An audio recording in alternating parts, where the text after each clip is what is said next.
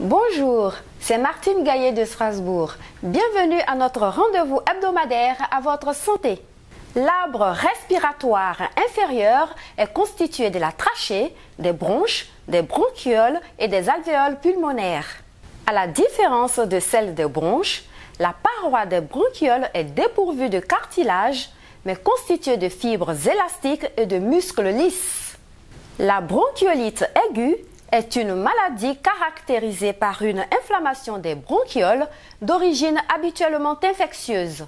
L'agent en cause est un virus et, dans au moins 2/3 des cas, un virus respiratoire syncytial ou VRS qui est le plus pathogène.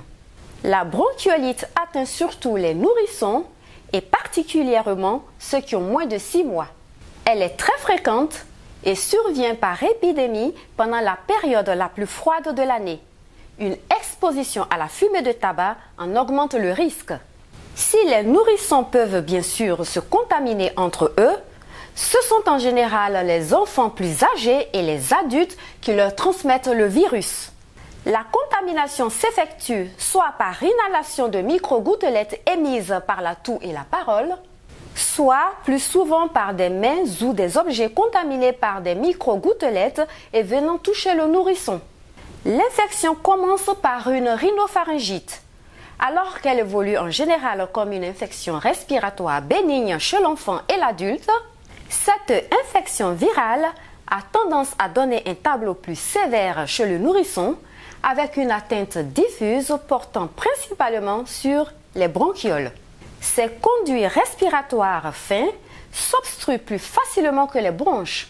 Cette obstruction est principalement due à une accumulation de cellules mortes résultant de l'infection, à un œdème et un excès de production de mucus dû à l'inflammation, ainsi qu'à une contraction des muscles des bronchioles, mais dont le rôle est moindre.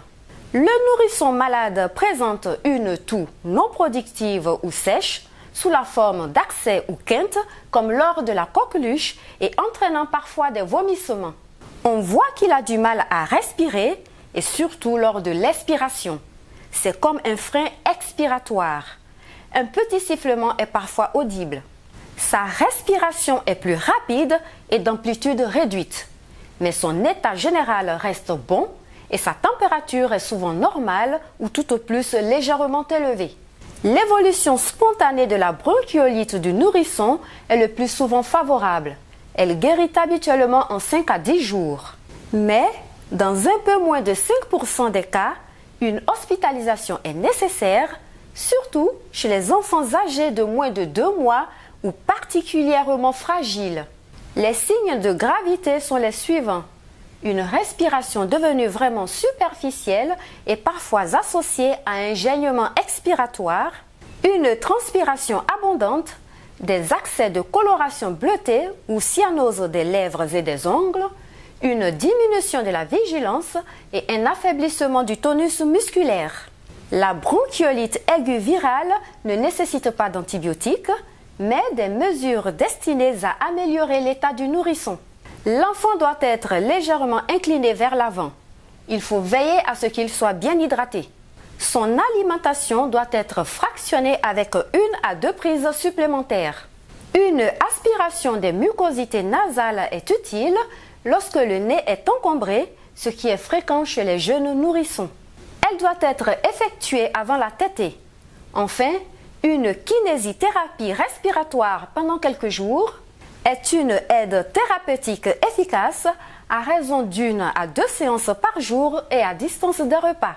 Je vous invite à regarder ceci. Cela commence par un rhume banal, mais très vite bébé a les bronches encombrées, il est fatigué, il a moins d'appétit. C'est la bronchiolite. Premier geste, consulter son médecin. C'est le médecin qui va d'abord évaluer l'état respiratoire de l'enfant, la tolérance de la bronchiolite, et puis le médecin qui aura évalué déjà le nourrisson à ce stade pourra le confier à un kinésithérapeute, qui lui d'ailleurs va poursuivre l'évaluation. La kiné respiratoire est ainsi incontournable. Mais comment se déroule une séance en pratique? Donc la première chose, c'est qu'on déshabille l'enfant. Il faut le regarder respirer. On voit Comment il respire? On va l'installer sur le dos et on va l'installer sur un plan à 30 degrés. Pourquoi à 30 degrés? Tout simplement pour éviter qu'il régurgite. Ensuite, on va mettre une main sur le thorax et simplement tester la mobilité de la cage thoracique. Globalement, on sait si l'enfant se laisse déprimer, donc s'il se laisse emmener.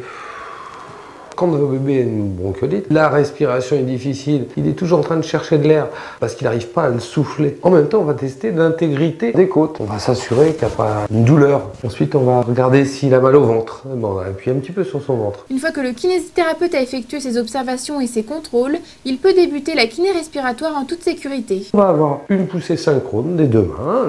On va emmener l'enfant vers une expiration. On va le faire souffler. Faire souffler pour trouver le débit qui va permettre d'entendre la sécrétion qu'il y a dans ses bronches, qui va bouger, et de la faire progresser. Comme vous, quand vous avez un chat dans la gorge. On teste ce qu'on appelle le juste flux. Et là, du coup, les sécrétions remontent, on les entend. Et une petite technique pour déclencher la toux à l'enfant, il suffit d'appuyer sur la trachée, ici, alors soit avec un doigt, soit avec le bord de la main. On déclenche la toux, qui n'est pas mature chez les tout petits, en dessous de 2 ans, ou très peu efficace. Et la sécrétion va se retrouver dans la bouche. Alors là, il y a aussi une petite technique qui permet d'éviter que l'enfant ne ravale cette sécrétion. Donc on va lui bloquer, et là c'est un petit peu impressionnant sur les images parce qu'on lui bloque la déglutition. C'est pas la respiration, c'est la déglutition. On récupère au bord des lèvres avec un petit mouchoir bien propre, usage unique, la sécrétion. Pour les parents, les premières séances de kiné respiratoire sont souvent impressionnantes. Pourtant, ils peuvent être rassurés. Même s'ils pleurent, cela ne fait absolument pas mal à bébé. Un bébé qui est contraint, il s'exprime avec ses mots de bébé. Donc il pleure. Donc il faut accepter qu'effectivement, quand un bébé de surcroît malade est emmené dans un environnement qu'il ne connaît pas et qu'il est confronté à une personne qui ne connaît pas, grande chance pour qu'il réagisse en pleurant. Une fois que l'enfant a fini sa séance, il va s'arrêter instantanément de pleurer, puisque ce ne sont pas des pleurs dus à la douleur, ce sont des pleurs dus à la contrainte. Et un enfant qu'on arrête d'embêter, et là du coup, il a un beau sourire, il respire mieux, maman et papa sont là, tout va bien. À raison de 4 à 8 séances de kiné respiratoire, bébé devrait guérir de sa bronchiolite en 8 à 10 jours, même si une toux peut persister pendant 2 semaines. L'enfant récupère une respiration normale et les parents retrouvent le sourire.